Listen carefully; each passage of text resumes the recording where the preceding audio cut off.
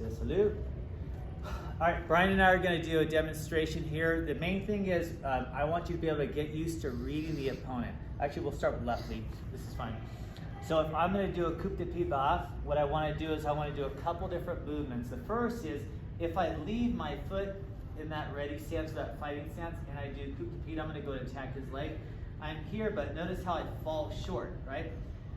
The reason why it's not reaching him, even though it should, is because this front leg hasn't opened up. So that's the key. If I'm this close, yeah, you see people do that, but if I want to stay out of his boxing range, go ahead and hold your glove out. I'm like trying to do it, and I'm barely missing him. And I'm like, why am I missing him all the time? Well, it's because his front leg's not opening up. So we kind of preset it, and we pivot to square out or open up my hips. And now look at the difference, because this leg is not stopping it. So if you look at it from this view, see how this legs are touching this leg, my thighs, and they're stopping the range. Now I open up the hip, and you get a bigger range. So that's one thing. What Brian's gonna do is he's gonna read me without looking at my feet. He's looking for my left shoulder here, right? So when I open up my hip, he sees that I've squared out my shoulders, which means I've squared out my hips, which means my left lead's open outward, which means now in his head, quickly he's evaluating what my options are.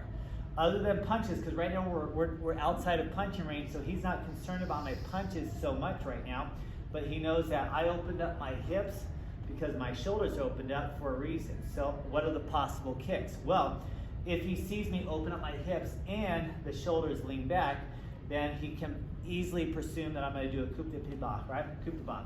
So that's a low line sweep. So what he sees is he sees the opening of the shoulders, then he sees the leaning back. Sometimes I'll lower my hand, see if that extension, and then I'll do it here. Notice how Brian was ready for it now. So that gives him that ready defense to lift up his knee up high. Because Brian lifts his knee up high, he has a counter opportunity. So anytime that knee's up, I have counter opportunities, meaning I can do a fouette, I can do a chasse, I can do a chasse lateral, any number of things there. So he's gonna, in this case, he's gonna do a chasse or a chasse lateral, and he has two options. He can time it to get my rear kicking leg, or if the rear leg kick comes back too quickly or I offset it quickly out of the way, he can always go for my lead leg. But all this is happening in fast real-time speed, but we're gonna do it slow motion. So he notices my shoulders open up, so he knows there's a potential of either a coupe de pied, or I might do, if I stay here and I don't lean my shoulders back and I bring my knee up, he may have to get ready for a chasse frontal, because from the squared out position, it's easy for me to do that chasse frontal. If I keep sideways, it makes more sense if I have my knee up to either do a fouette, or maybe a revere, or maybe a lateral revere, or I might do, what else I could do, possibly a chasse Italian from the rear leg coming over into that gear. But we're gonna focus on the coupe de bas. So I open up my hips, he sees me lean back, he's ready, he lifts the leg up, and then he's either gonna go for my front foot or my rear leg. So we'll do that like 3 times. I open, I square, I lean, and he kicks me, and I'm offsetting.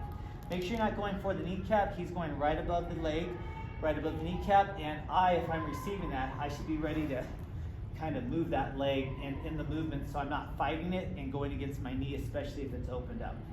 So a couple more. Lean, open up, and then there's the motion. Go to do it more lateral, so less frontal, so you get more of a side position. So sometimes that back leg's got to pivot a little bit, right? So we open it up, and you lift it up, and there's the return, there's the counter. Okay, now we're gonna do the same thing on the right lead, so you can kind of see it. Again, he's not looking down. He sees the shoulders open up, he sees the shoulders lean back, and he brings his knee up, and he goes to the kick. In that case, he did the attacking leg. He can do attacking leg or lead leg.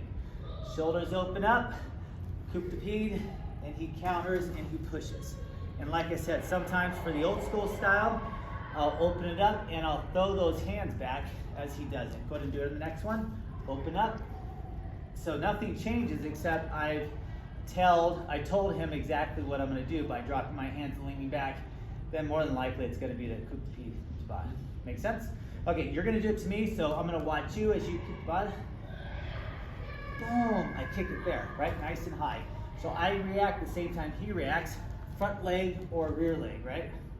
And notice I turn sideways to meet it, so we have that there. Or I can choose to go for a stomach and throw him off balance. If we switch legs, soon as I see him go, I bring the knee up and I counter it, right? Or I go for the lead leg, or I go for the stomach, right? Or the face or whatever. All right, work that drill. Okay.